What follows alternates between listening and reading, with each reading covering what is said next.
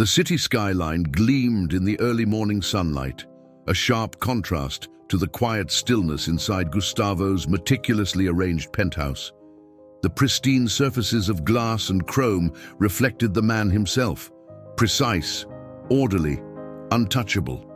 Gustavo was a self-made millionaire, a man whose life revolved around numbers, profit margins, and financial strategies.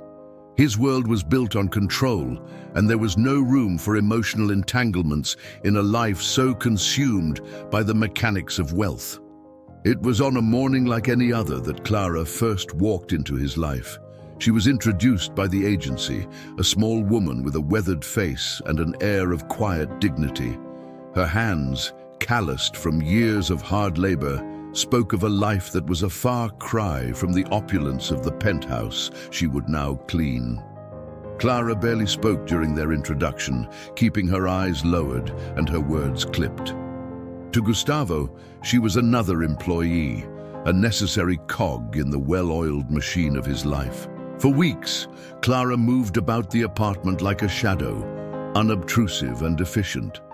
Gustavo hardly noticed her presence, consumed as he was by the ebb and flow of his financial empire.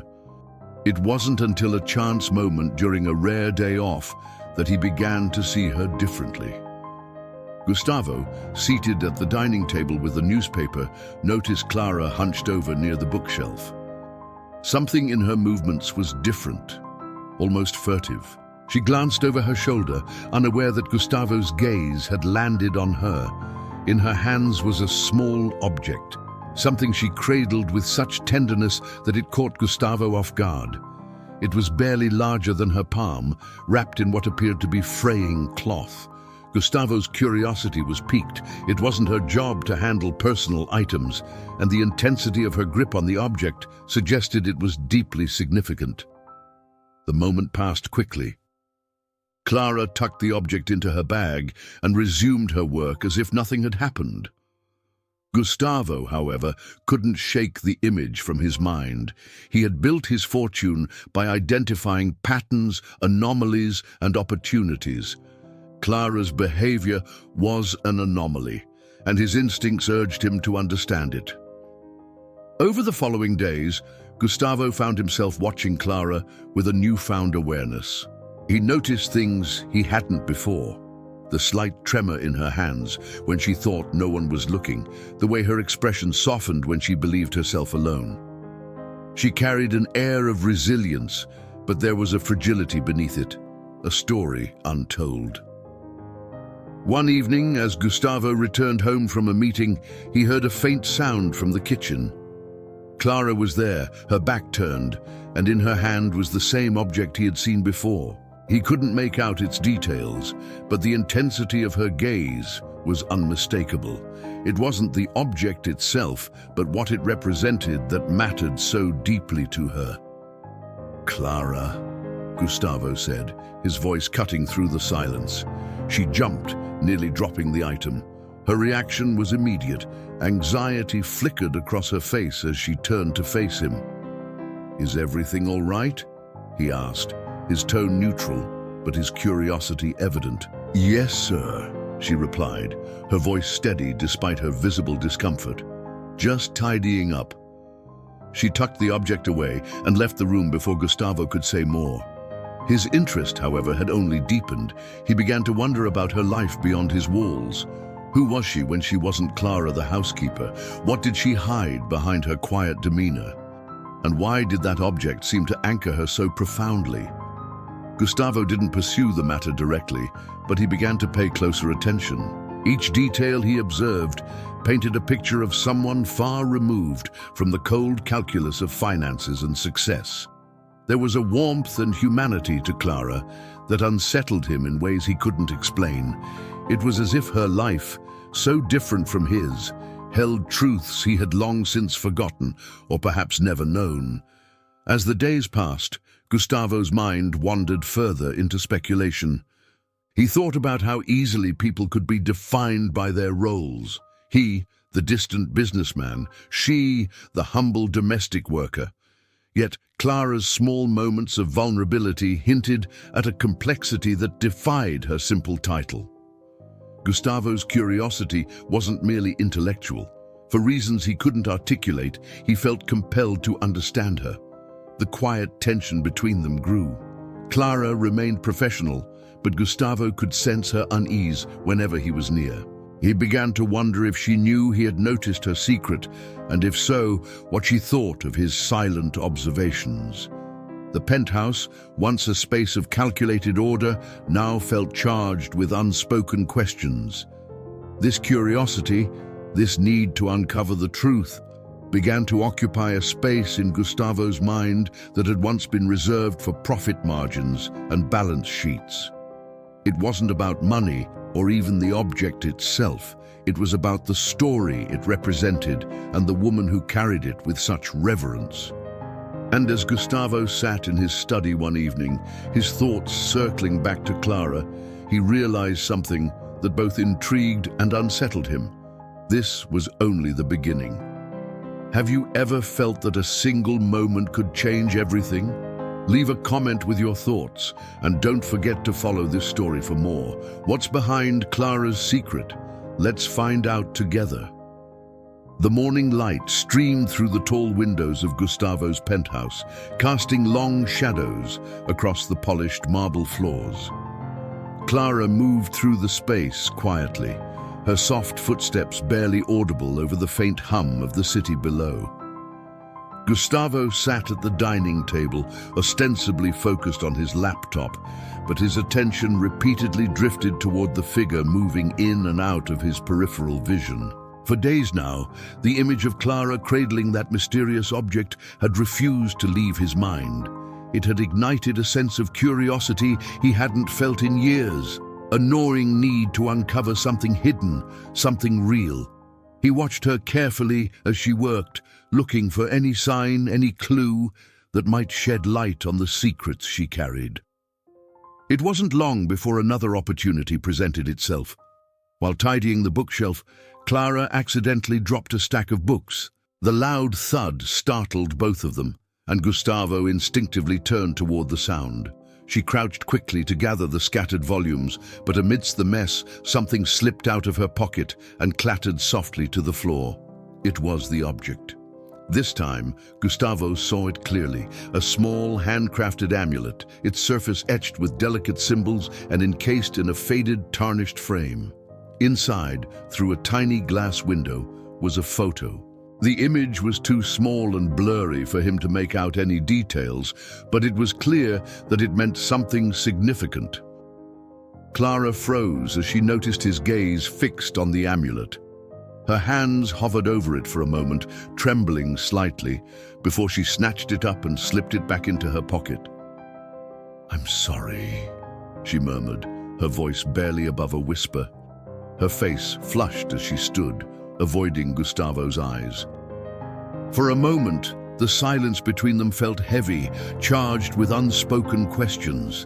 Gustavo wanted to ask, to press her for answers, but something held him back. Instead, he simply nodded and returned to his work, though his mind was anything but focused.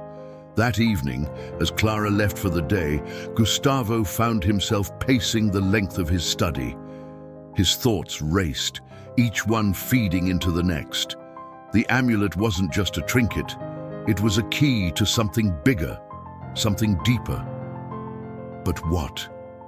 Was it a token of love, a memento of loss, or perhaps a link to a past she couldn't escape? The following day, Gustavo decided to dig deeper. It wasn't in his nature to meddle in the lives of others. His world revolved around facts, figures, and the predictability of financial markets. But this was different. The mystery surrounding Clara had stirred something in him, a need to understand the humanity behind her silence. He began subtly observing her routine. Clara arrived early every morning, her demeanor quiet and professional. She worked diligently, her attention to detail impeccable. Yet there were moments when she seemed lost in thought, her gaze distant, her hands moving on autopilot. Gustavo noticed how she sometimes lingered near the windows, staring out at the city as if searching for something or someone just beyond her reach. One afternoon, as Clara was cleaning the living room, Gustavo casually struck up a conversation. "How long have you been working in the city?" he asked, his tone light, nonchalant. Clara hesitated, her hand pausing mid-swipe over the coffee table. "A few years," she replied, her voice measured. "It's been an adjustment." Gustavo nodded, feigning disinterest. "And before that?" She straightened, her expression guarded. "Before that, I lived in a small town. It was different from here." Her vagueness only deepened his curiosity. "Do you miss it?" Clara's lips pressed into a thin line. For a moment, Gustavo thought she might ignore the question entirely, but then she said, almost reluctantly, "Sometimes, but some things are better left behind." The weight of her words hung in the air, heavy with implication. Gustavo could see the pain in her eyes, the way her fingers tightened around the cleaning cloth as if bracing herself against an invisible force. He wanted to ask more, to push past the walls she had so carefully constructed, but he knew better than to press too hard. For now. Later that night, Gustavo sat alone in his study, a glass of whiskey in hand.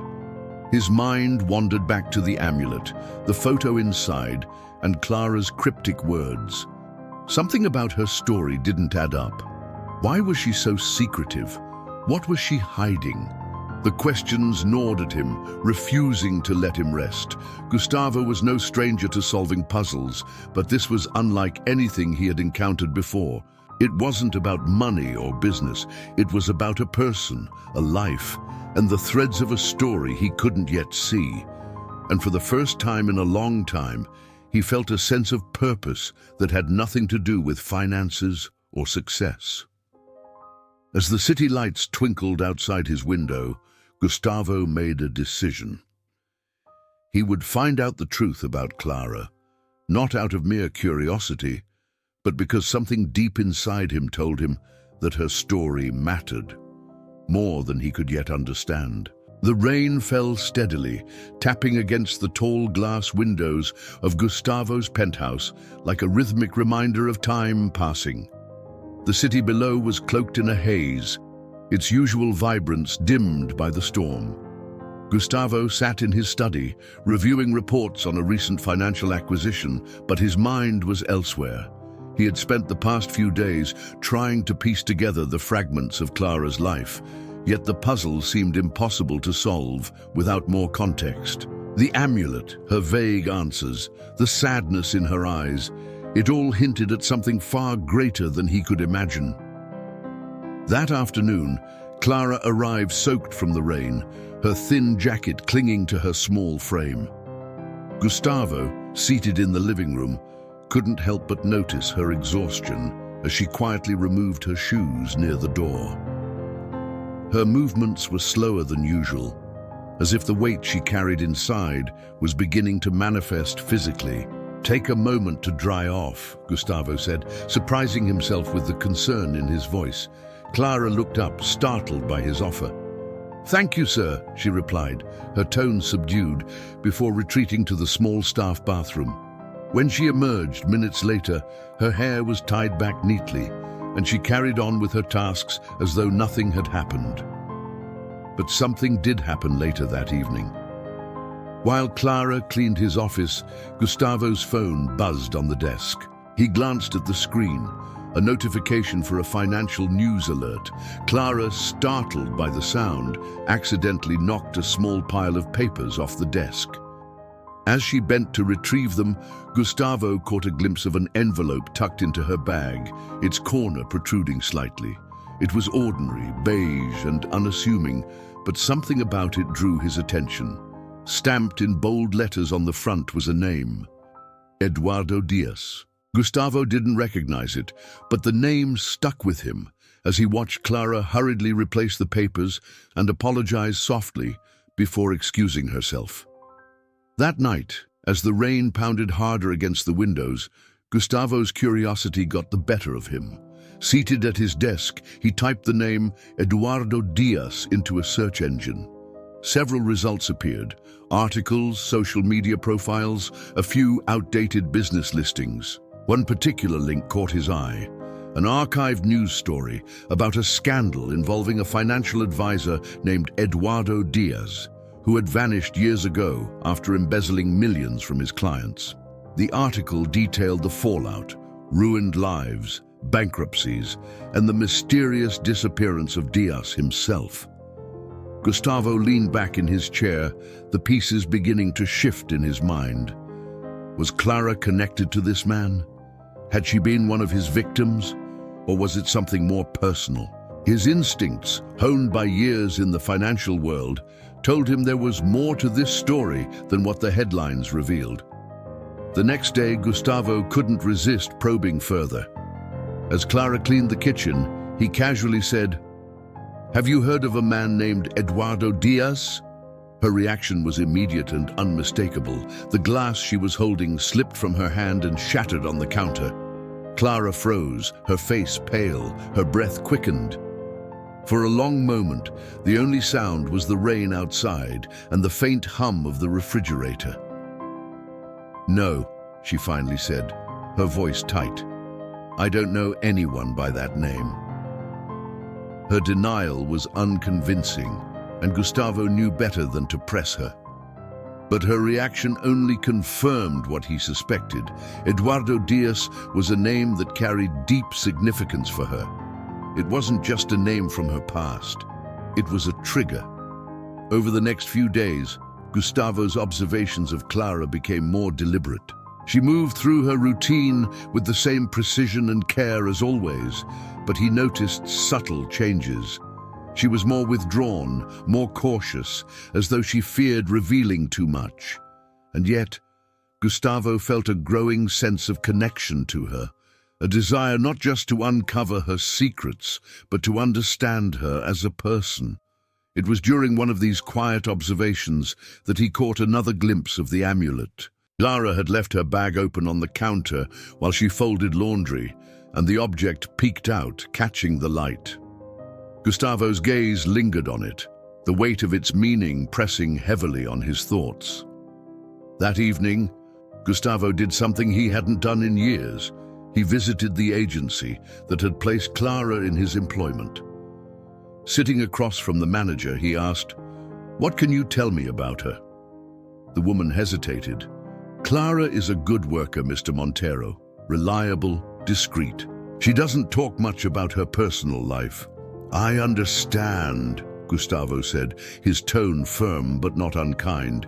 "But surely you must know something about her background." The manager sighed. "She came to us a few years ago looking for steady work. She had just moved to the city. That's all I know. She doesn't share much, but if I'm being honest, there's a sadness to her, as if she's running from something." The words struck a chord with Gustavo. He left the agency with more questions than answers, but one thing was clear: Clara's story was far from ordinary. There was a history she wasn't sharing, a past that haunted her steps.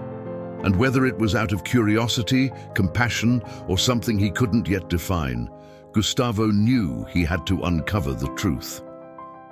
As the night deepened and the storm finally began to wane, Gustavo stood by the window, looking out over the city. The light shimmered like a reflection of the possibilities swirling in his mind. Somewhere out there was the key to understanding Clara's world, and Gustavo was determined to find it. The early morning air carried a crisp chill as the city began to stir. The hum of distant traffic reached the penthouse, faint but steady, blending with the soft rhythm of Clara's work. Gustavo observed her from the corner of his eye, his thoughts clouded by the fragments of information he had gathered. Eduardo Diaz, the amulet, Clara's guarded demeanor, it all pointed to a story tangled with loss, perhaps betrayal. He wanted to know more, but he also understood the fragility of her silence. Still, his curiosity was relentless. That day, an opportunity presented itself unexpectedly. As Clara swept the floor near the dining area, her phone buzzed on the counter. She hesitated before answering, glancing at Gustavo, who appeared engrossed in a financial report. She turned away, her voice hushed but urgent. "No, I can't," she whispered. "It's not safe." Her tone sent a chill down Gustavo's spine. The words were simple, but the fear beneath them was palpable. Clara ended the call quickly, shoving the phone into her pocket. Gustavo didn't react, but his resolve to uncover the truth solidified further. Whatever Clara was entangled in, it wasn't just personal. It carried a weight that seemed to ripple through her entire life. Later that afternoon, Gustavo decided to take a more direct approach. As Clara was organizing the bookshelves, he joined her, a rare gesture that caught her off guard. "You've worked here for some time now," he began, his tone conversational.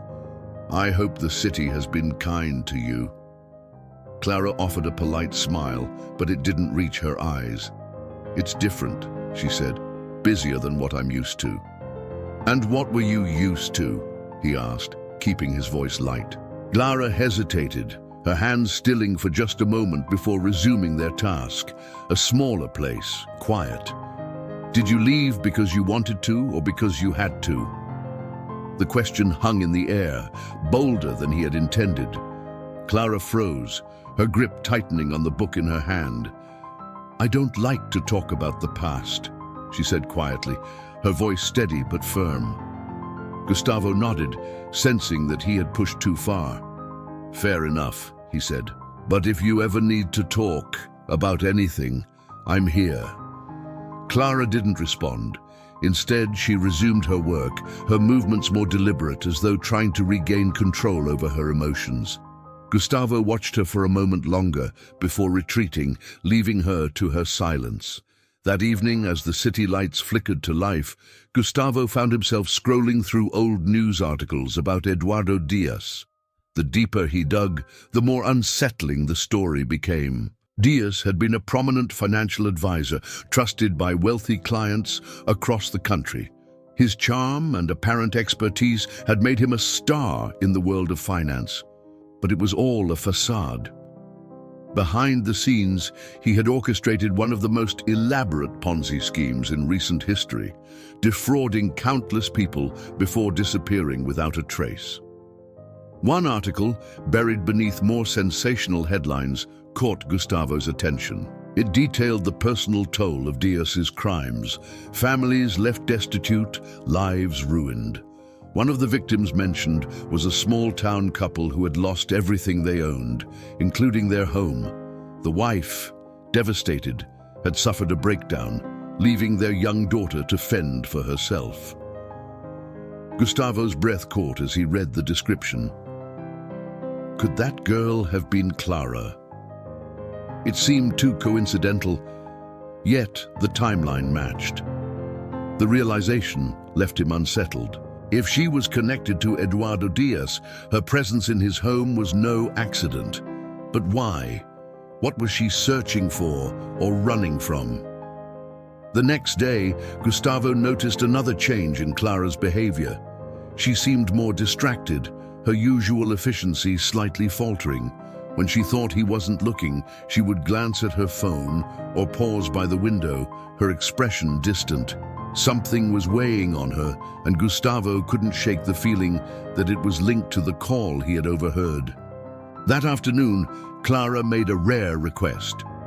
"Sir," she began hesitantly, "would it be possible for me to leave a little early today?"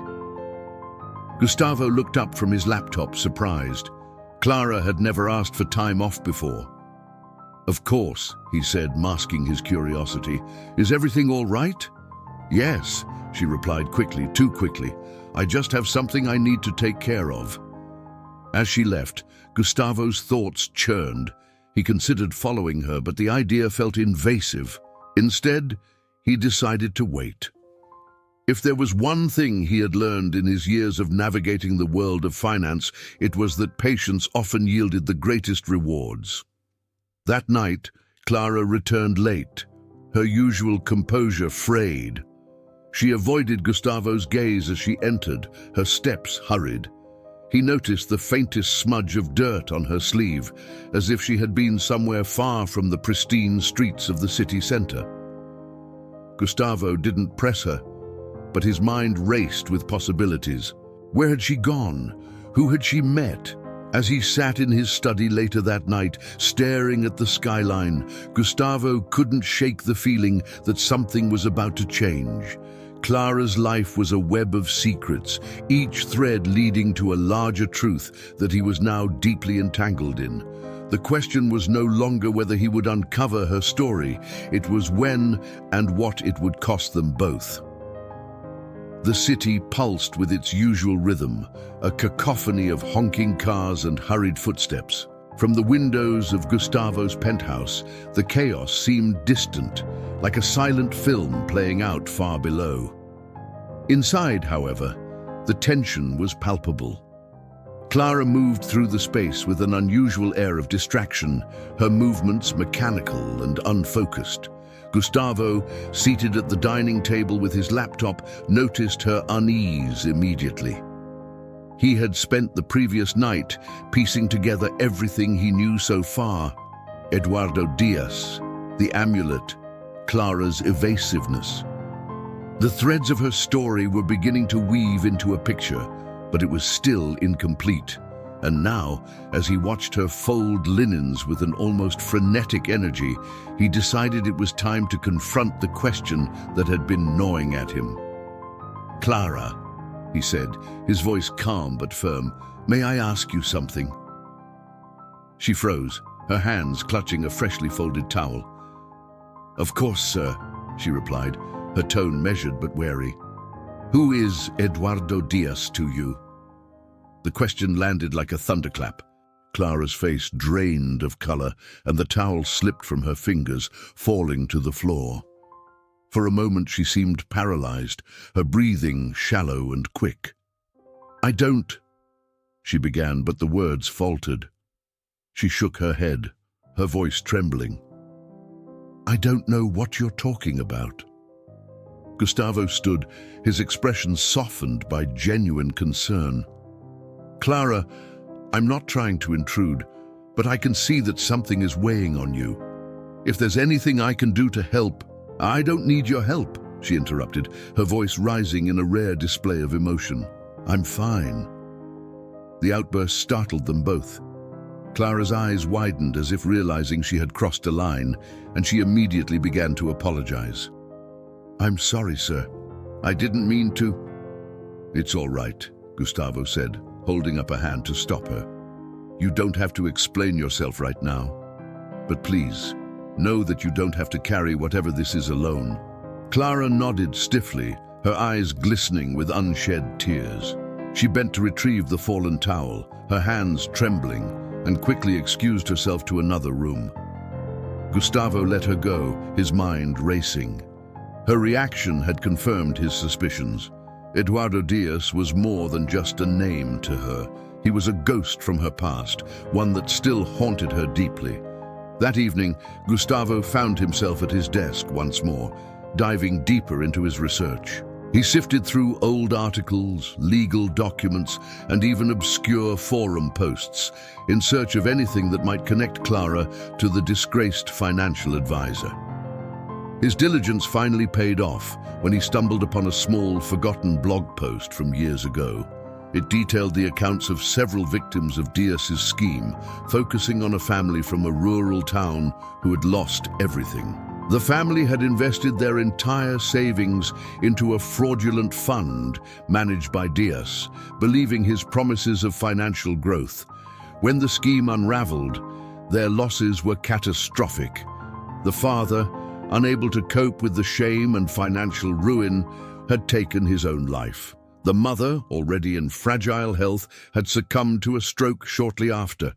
The couple's only child, a teenage girl, had disappeared from public view shortly thereafter.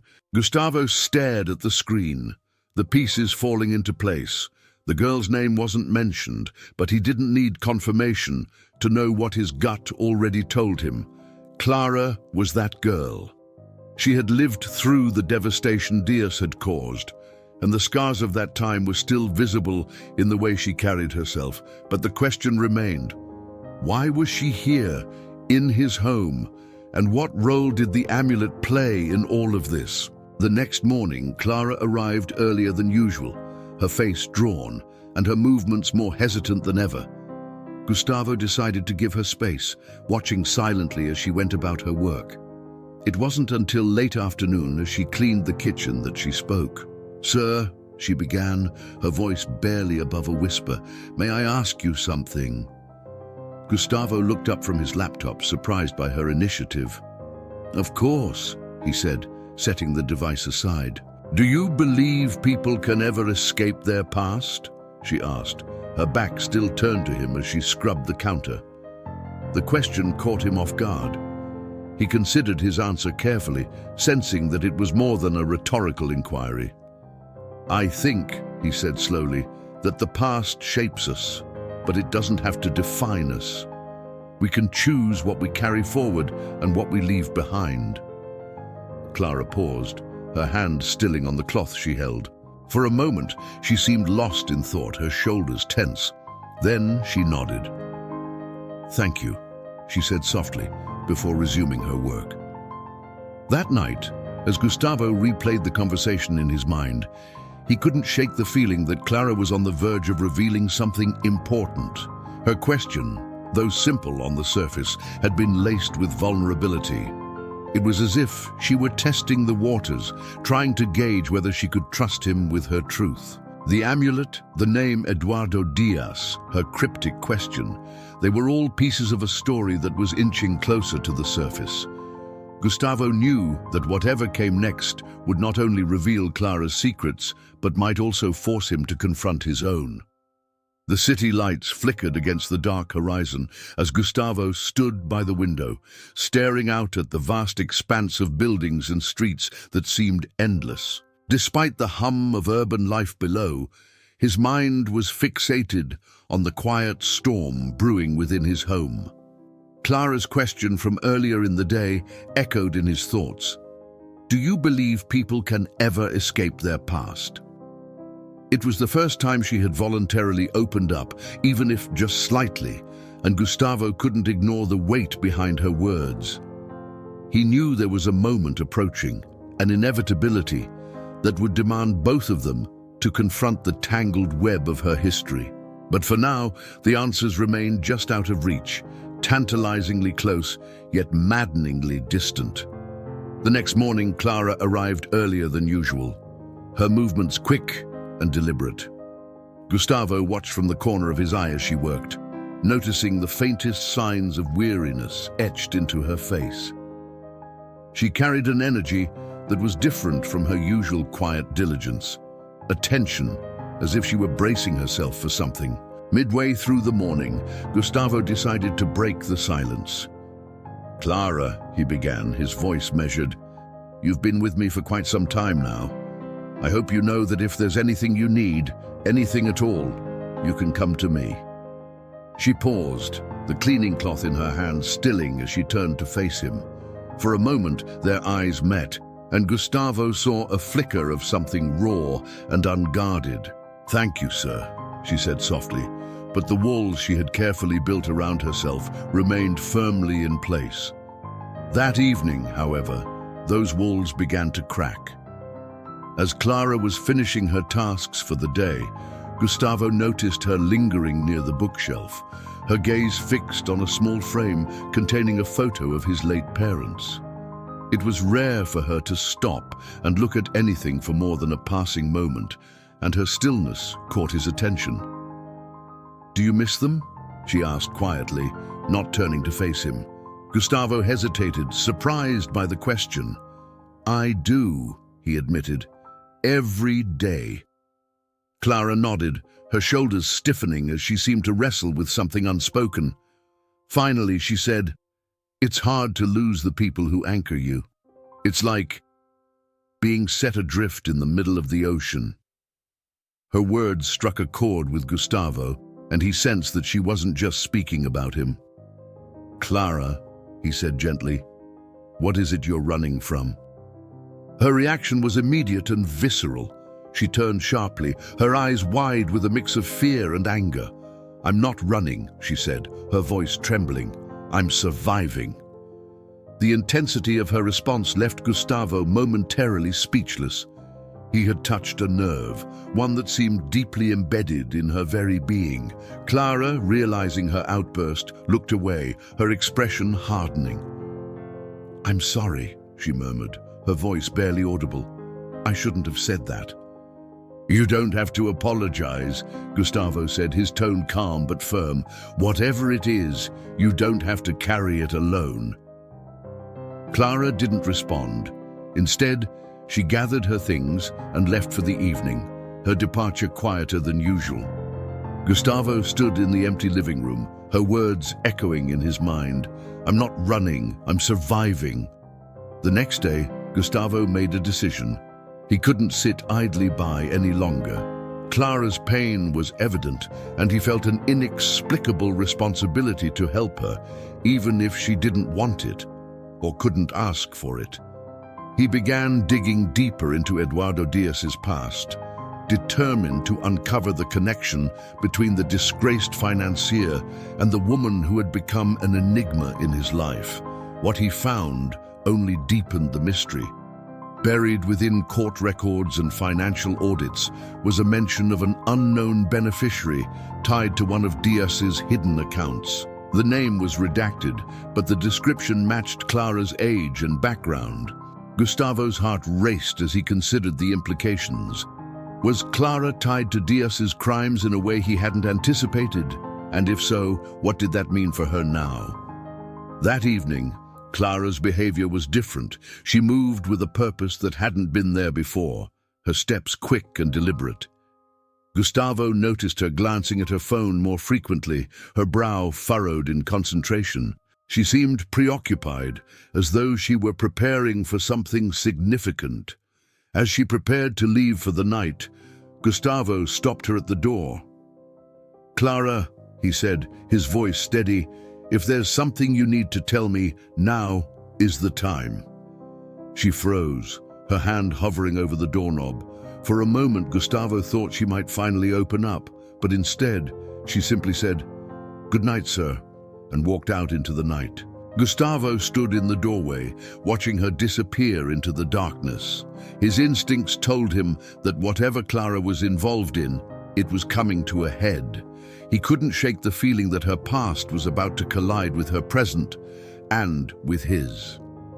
As he closed the door and turned back toward the quiet expanse of his home, Gustavo felt the weight of what was to come. The answers he sought were close, but he knew that uncovering them would come with a cost. And for the first time, he found himself questioning whether he was prepared to face the truth. The storm clouds that had gathered over the city mirrored the growing tension in Gustavo's mind. The usually predictable rhythm of his days had been disrupted by a puzzle he couldn't ignore. Clara's guarded demeanor, the mysterious amulet, and the name Eduardo Diaz were no longer just isolated pieces. They were threads, weaving a story he was determined to unravel. That morning, Gustavo left for an important meeting, his mind split between business and the increasingly pressing mystery of Clara's past. The meeting itself was routine, a discussion about expanding his financial portfolio, but the words of his advisors barely registered. "Risk management," one of them had said, but the phrase struck a different chord in Gustavo's mind. Risk wasn't confined to money or investments. It was in the decisions people made, the secrets they carried, and the stories they tried to bury. When he returned home, the penthouse was silent. Clara wasn't in her usual places. Assuming she was running errands, Gustavo went to his study, intending to sift through more of the information he had uncovered about Eduardo Diaz. His search led him to an obscure forum where former victims of Diaz's schemes had shared their stories. As he read through the heartbreaking accounts, a single comment caught his eye. It was from years ago, written by someone using the pseudonym Orchid. The post described a family destroyed by Diaz's lies, mentioning a daughter who had been left with nothing but a small heirloom, a handcrafted amulet that had belonged to her father. Gustavo's breath caught. The description matched Clara's amulet perfectly. The post went on to describe how the daughter had vowed to bring Diaz to justice, even if it meant risking her own safety. But what struck Gustavo most was the closing line: "I won't stop until the truth is exposed, no matter how many shadows I have to walk through." He sat back in his chair, the weight of the revelation sinking in. Clara wasn't just running from her past. She was pursuing something. And whatever it was, it involved more danger than she had let on. Later that evening, Clara returned, her face pale and her movements unusually tense. Gustavo watched her carefully, noticing how her hands trembled slightly as she put away groceries. Finally, he broke the silence. "Clara," he said, his tone measured, "are you in trouble?" She froze, her back to him. For a long moment, she didn't answer. When she finally turned to face him, her expression was a mixture of fear and defiance. "Why do you ask?" she said, her voice low.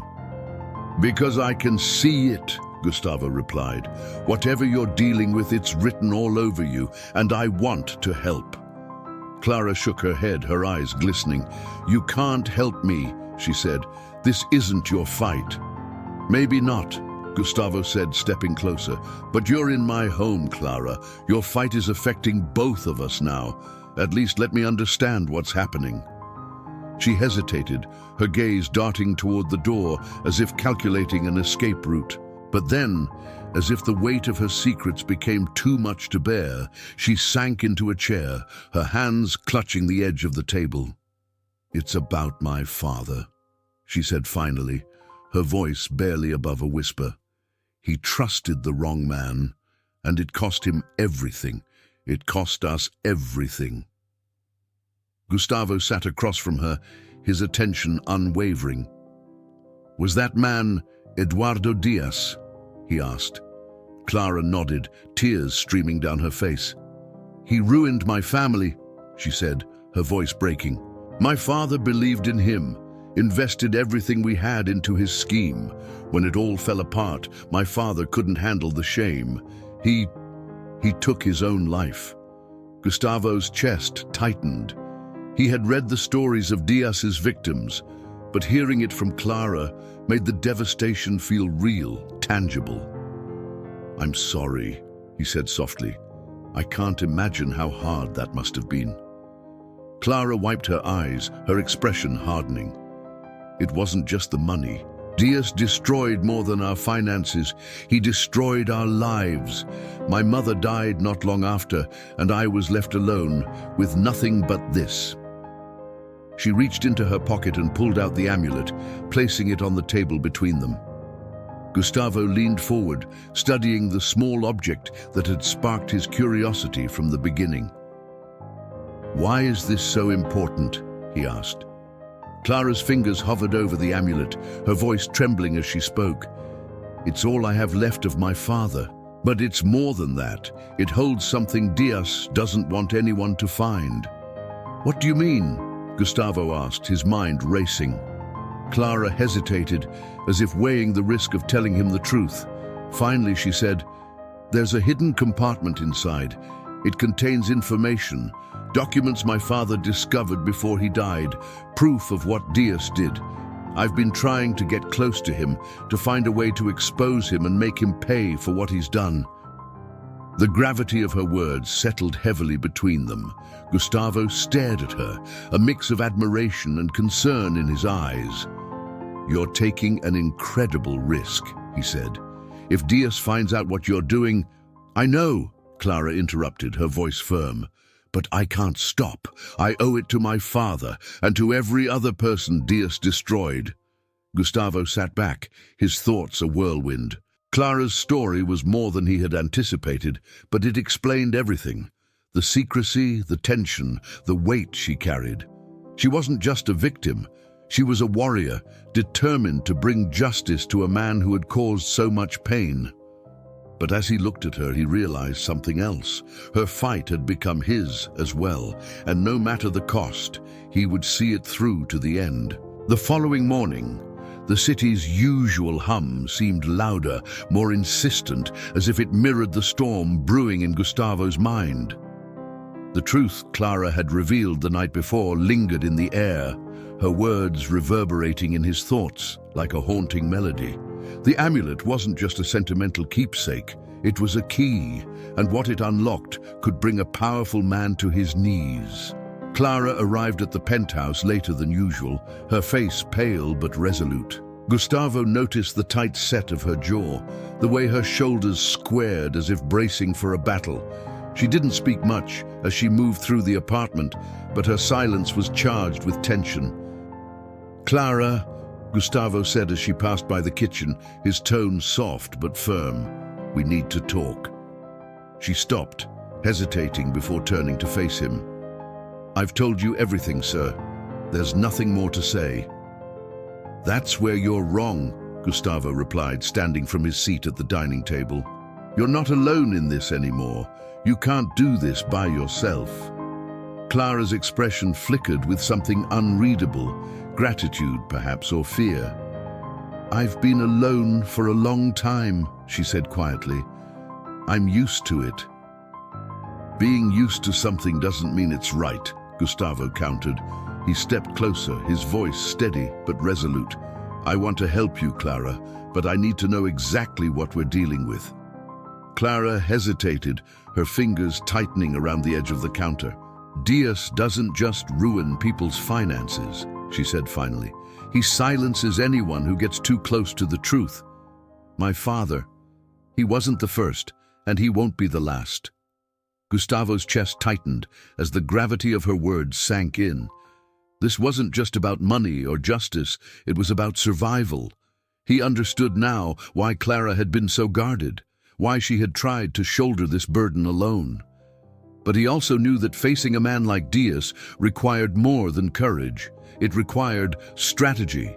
"I've spent years building a network of people who specialize in uncovering hidden truths," Gustavo said, his voice steady. "We can use that to our advantage, but I need to see what's inside the amulet." Clara hesitated, her gaze dropping to the small object in her hand. For a moment she seemed torn, as if the weight of her father's legacy rested entirely on her shoulders. Finally, she nodded and handed the amulet to Gustavo. The delicate craftsmanship hid the mechanism well, but after examining it closely, Gustavo discovered a small latch on the side. With a soft click, the hidden compartment opened, revealing a folded piece of paper inside. Clara's breath caught as she leaned closer, her eyes wide with anticipation. Gustavo unfolded the paper carefully, revealing a series of handwritten notes and a photocopy of a ledger. The notes detailed transactions between Diaz and several shell companies, each one linked to fraudulent accounts. The ledger contained a list of names, people Diaz had swindled, along with the amounts stolen. At the bottom of the page was a signature, Eduardo Diaz. "This is it," Gustavo said, his voice low but charged with energy. "This is the proof you need." Clara nodded, her eyes filling with tears. "My father collected these before everything fell apart," she said, her voice trembling. "He wanted to go to the authorities, but Diaz must have found out. That's why everything happened." Gustavo placed a hand on her shoulder, his grip firm and reassuring. "We'll make sure this doesn't stay hidden," he said. "But we have to be careful. Diaz won't let this go without a fight." The weight of their task settled heavily between them, but Gustavo felt a renewed sense of purpose. For years, his life had been consumed by wealth and success, by the endless pursuit of financial growth. Now, for the first time, he felt like he was fighting for something that truly mattered. Later that evening, Gustavo made a series of discreet phone calls. He reached out to a trusted private investigator, explaining the situation in careful detail. "I need this handled with the utmost caution," he said. "Diaz has eyes everywhere." The investigator assured him of their discretion, promising to analyze the documents and gather additional evidence to build a case against Diaz. Gustavo felt a glimmer of hope, but he knew the road ahead would be treacherous. Meanwhile, Clara remained vigilant, her every movement tinged with caution. She had spent so long living in the shadows, and now, with the truth finally within reach, the stakes felt higher than ever. The thought of exposing Diaz filled her with both determination and fear. She couldn't shake the feeling that he was watching, waiting for the right moment to strike. As the night wore on, Gustavo and Clara sat in the quiet of the penthouse, the weight of their mission pressing heavily on them. The documents lay on the table between them, a tangible reminder of the danger they faced. Yet in the midst of the tension, there was a sense of solidarity, an unspoken bond forged in the fire of their shared purpose. "We'll finish what your father started," Gustavo said finally, his voice filled with quiet resolve. "No matter what it takes." Clara looked at him, her eyes reflecting both gratitude and fear.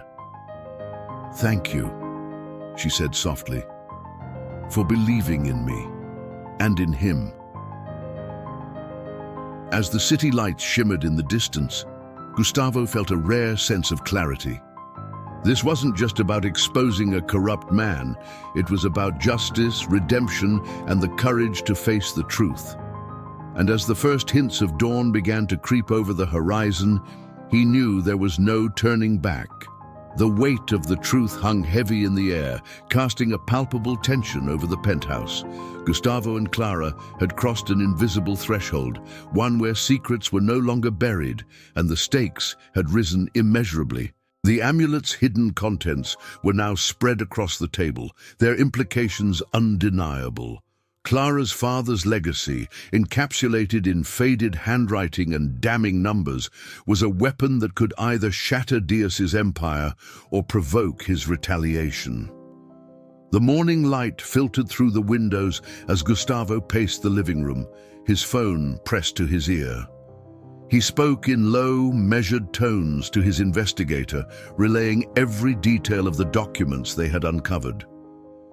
Clara sat silently at the dining table, her hands clasped tightly in her lap. Her usual composure was gone, replaced by a fragile stillness that betrayed the storm inside her.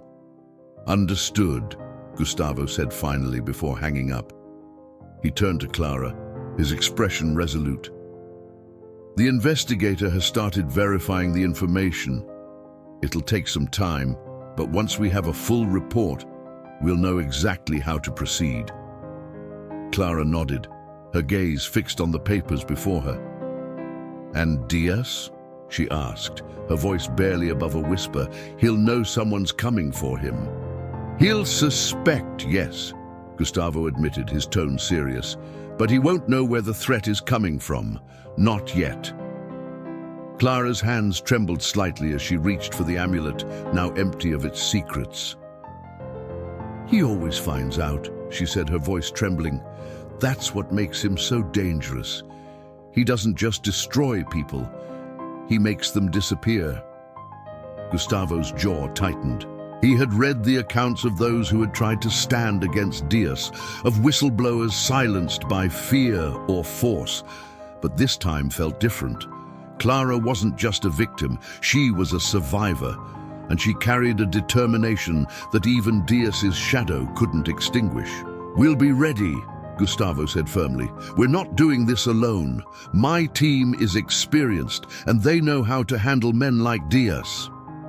Clara looked at him, her eyes reflecting a mix of fear and gratitude. "Thank you," she said softly, "for helping me, for believing in me." "You don't have to thank me," Gustavo replied. "This is about more than just you or your father. It's about justice, and sometimes justice needs allies." The hours stretched into the afternoon, each minute a slow march toward an inevitable confrontation.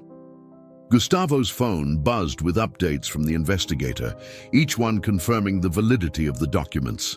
Diaz's network of fraud and corruption was vast, but the ledger provided a clear roadmap, a trail of deceit that could dismantle his empire if exposed. But with every breakthrough came a growing sense of unease.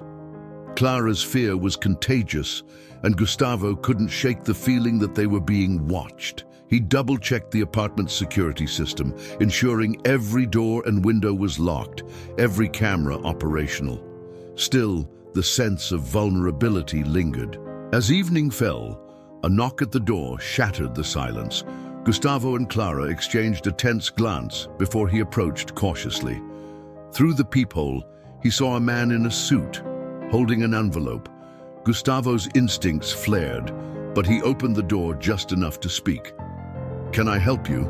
Gustavo asked, his tone guarded. The man offered a polite smile, though it didn't reach his eyes.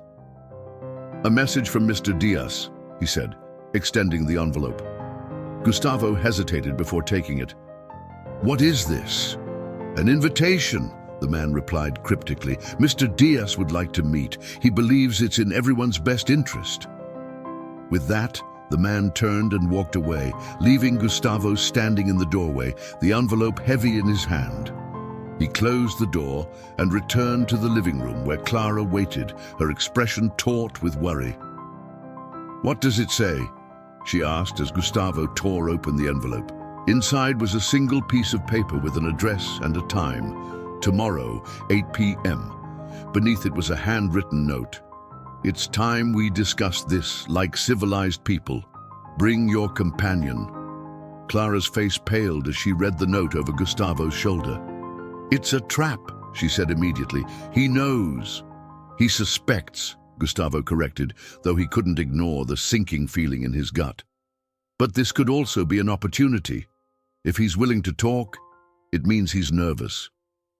"Nervous doesn't mean safe," Clara argued. "He's dangerous, Gustavo. You've seen what he's capable of." "I know," Gustavo said, his voice steady. "But we can't back down now. We'll prepare. We'll take precautions. And if this meeting gives us a chance to bring him down, we have to take it." Clara stared at him, her fear evident, but beneath it was something else. Trust. "All right," she said finally. "But if anything feels wrong, we leave. Promise me." "I promise," Gustavo said, though he knew the weight of that promise could only be tested in the moment. The rest of the evening passed in tense preparation. Gustavo contacted his investigator, arranging for backup and securing a plan in case things went south. Clara packed the amulet and the documents carefully, keeping them close as a reminder of what was at stake. As the city settled into its nocturnal rhythm, Gustavo and Clara sat together in the quiet of the penthouse, their shared silence heavy with anticipation. The confrontation with Diaz loomed on the horizon, and with it, the possibility of either justice or ruin. For the first time in years, Gustavo felt the kind of adrenaline he had once associated with high-stakes deals and risky investments. But this was different. This wasn't about money or power. It was about standing up for something real, something worth fighting for. As midnight approached, Gustavo looked at Clara and said, "No matter what happens tomorrow, we're not giving up. We see this through." Clara nodded, her resolve hardening. "For my father," she said, "and for everyone else he destroyed." Gustavo's eyes met hers, and in that moment he knew they were ready for whatever came next. The night air carried a biting chill as Gustavo and Clara approached the dimly lit building. The address Diaz had provided led them to an unassuming warehouse on the outskirts of the city. Its corrugated steel walls and sparse lighting gave it an eerie presence, and the silence surrounding it was unnerving. Clara clutched the small bag containing the amulet and documents, her knuckles white from the grip. "Stay close," Gustavo murmured, his voice steady but low. He had ensured every precaution was in place. His investigators' team was stationed nearby, ready to intervene if needed. But the weight of what they were about to do was inescapable. They stepped inside, the echo of their footsteps amplifying the tension in the cavernous space. The air smelled faintly of oil and dust, and the dim lights cast long, distorted shadows. At the center of the room stood a table, flanked by two men in dark suits. Sitting behind it, exuding an air of controlled menace, was Eduardo Diaz. "Welcome," Diaz said smoothly, his voice carrying the practiced charm of a man used to being in control. He gestured toward the chairs opposite him. "Please, have a seat." Gustavo exchanged a glance with Clara, then stepped forward, his movements deliberate. They sat, the weight of Diaz's gaze bearing down on them. "I must admit," Diaz began, folding his hands on the table, "I didn't expect to be seeing you under these circumstances. You've made quite the effort to get my attention." "It wasn't about getting your attention," Gustavo said evenly. "It was about exposing the truth." Diaz's smile faltered slightly, though his composure remained intact. "Ah, yes, the truth. A fascinating concept, isn't it? So often it's subjective, a matter of perspective." "Not when it's written in black and white," Clara interjected, her voice sharp. She reached into the bag and pulled out the documents, laying them on the table with deliberate precision. "These aren't perspectives. They're facts." Diaz's eyes flicked to the papers, his expression hardening. For the first time, his polished exterior showed cracks. He leaned forward, scanning the documents quickly before looking back at Clara. "You've been busy," he said, his tone laced with disdain, "but you're playing a dangerous game." "It's not a game," Clara shot back, her voice steady despite the fear in her eyes. "This is justice, for my father, for my family, for everyone you destroyed."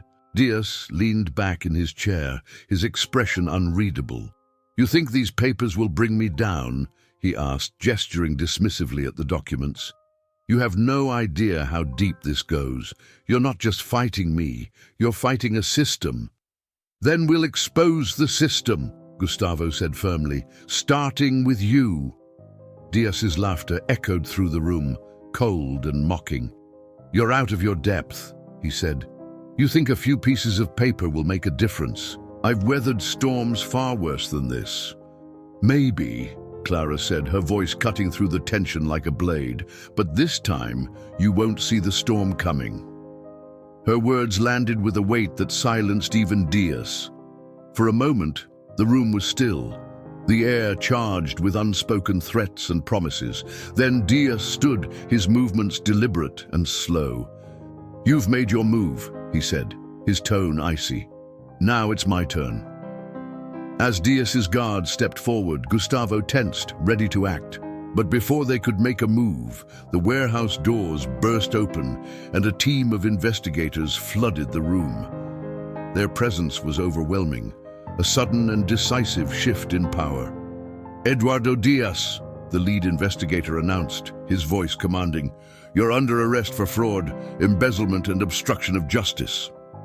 Diaz's face twisted in shock and rage as he was restrained, his carefully crafted world collapsing around him.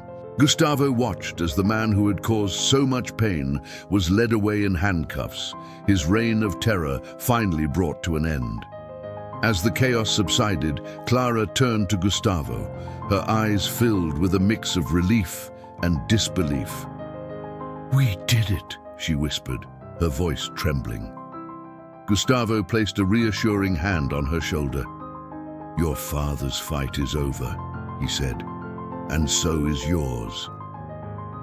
The walk back to the car was silent, the weight of the night settling over them. But as they drove away from the warehouse, a sense of peace began to take hold. For the first time in years, Clara felt the chains of her past begin to loosen. The road ahead was still uncertain, but for now, she could breathe. "Sometimes," Gustavo said, breaking the silence, "the hardest battles aren't just about the outcome, they're about having the courage to fight." Clara nodded, a faint smile tugging at her lips. "Thank you," she said softly, "for believing in me, for standing with me." Gustavo glanced at her, his expression warm. "You did the same for yourself, Clara, and for your father. That's what matters." As the city lights blurred past the windows, a feeling of hope filled the car. Their journey wasn't just about justice. It was about reclaiming what had been lost, about finding strength in the face of unimaginable odds. What did you think of Clara's story of resilience and justice? Leave your thoughts below and let us know how her fight inspired you.